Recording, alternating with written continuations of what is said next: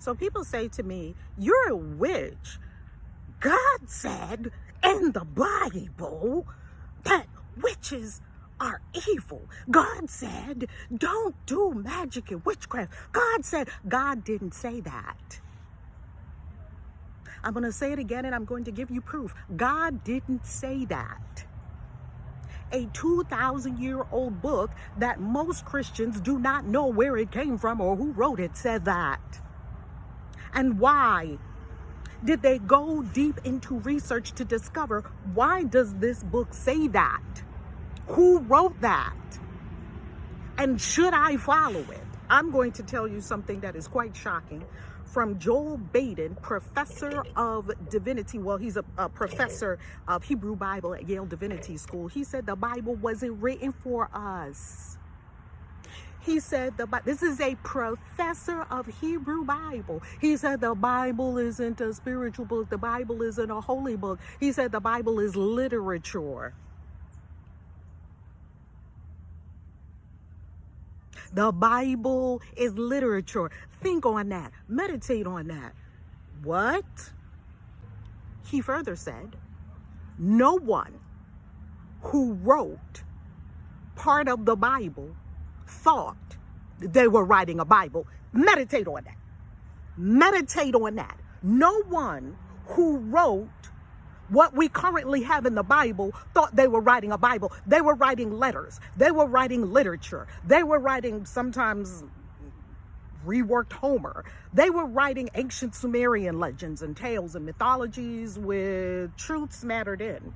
They were not thinking when they were writing it, let me write a Bible. No one woke up in the morning and said, not one Bible writer, of whom many of them we don't even know who wrote it.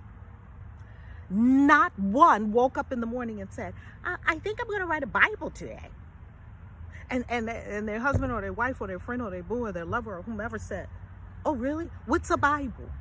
You know, it's a big book. A lot of people are going to follow it. They're going to think it came from God.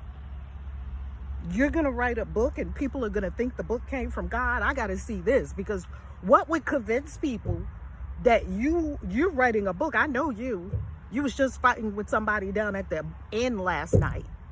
You're going to write a book and people are going to think it's from God. Yeah, I'm going to write it. And it's called the Bible. No, said no one. Why are we stuck on this book that's 2,000 years old? I love the book. I absolutely love the book. Why do you think the book is binding on you? No, the book is not binding on you. The book wasn't even written for you. Now, that does not mean that you cannot get benefit from the book. I get benefit from the book all the time. I pick the book up. I might read something in the book that's inspiring. I might read something in the book that brings me to tears. I might read something in a book that causes me to have an amazing revelation, an epiphany, a Satori moment. Wow! This book is amazing. It's just not from God. And we have proof.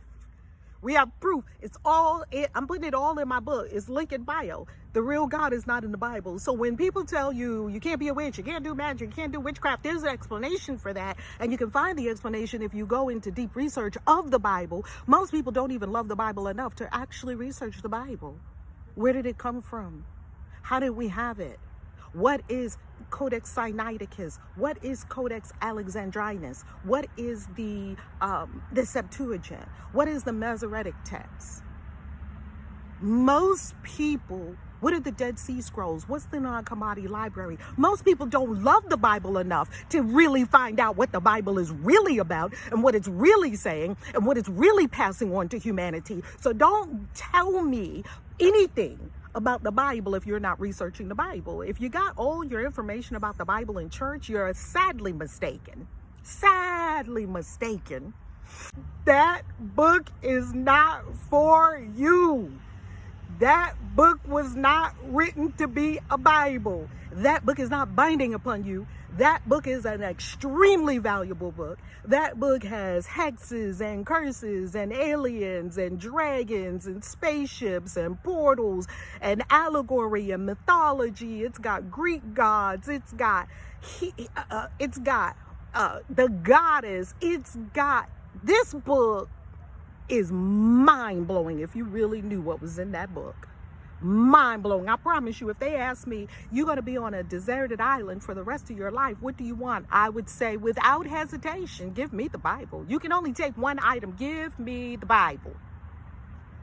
I'm just going to be here with the Bible. Not because I think it's a holy book. Not because I think it's from God. Not because I think it's binding upon me. Not because I think that somehow I'm beholden to listen to this book. No, because this book is humanity's book, and this book is preserving wisdom that people tended to and wrote and passed on and passed on and passed on. This book is magical by itself, because why did all these people take such care and such devotion and such attention to these books and putting them together and hiding them in caves and burying them when the marauders were coming and writing them over and over and over and passing them on to people and writing it again? They didn't have typewriters, they didn't have computers. Obviously, there's something important about all of that. Not just for Christians, not just for Jewish people, for the whole world. There's something important about that for the whole world. So any person, be you witch, be you preacher, pastor, shaman, if you want, if you are led to, you can pick up a Bible. Christians, stop telling people, why are you reading the Bible? You're a witch. Witches can't read the Bible. The Bible says that.